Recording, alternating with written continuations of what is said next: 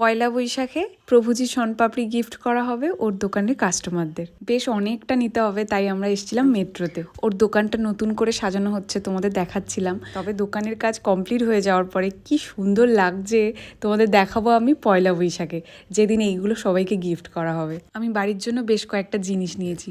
এটা বাবু খায় ওয়ালনাট, আর নিয়েছি বাদাম, আমি এবারে সকালবেলা করে ভিজিয়ে খাবো।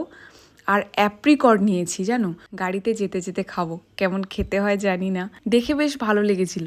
2 কেজি চন্দ্রমুখী আলুও নিয়েছে, 22 টাকা করে কেজি।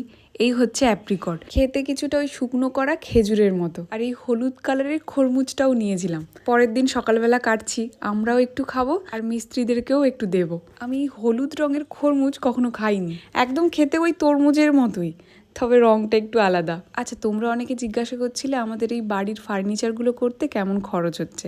এখন আমি তোমাদেরকে সেইভাবে বলতে পারবো না, পরে হিসেব করে সবটা বলবো। ওয়ার্ড্রপটা এরকম ডিজাইনের হবে। আমরা আজকের ও বাড়ি যাবো নীল পূজার জন্য, ওদেরও বিকেলবেলা কাজ শেষ হয়ে গেছে। দেখাচ্ছে জানলার উপরে পর্দা ঝোলানোর জন্য ওই প্যানেল টাইপের হয়েছে, বেশ ভালো হয়েছে। চলো সবাই ভালো থাকো, আজকে তাহলে আসি, দেখা হচ্ছে কাল।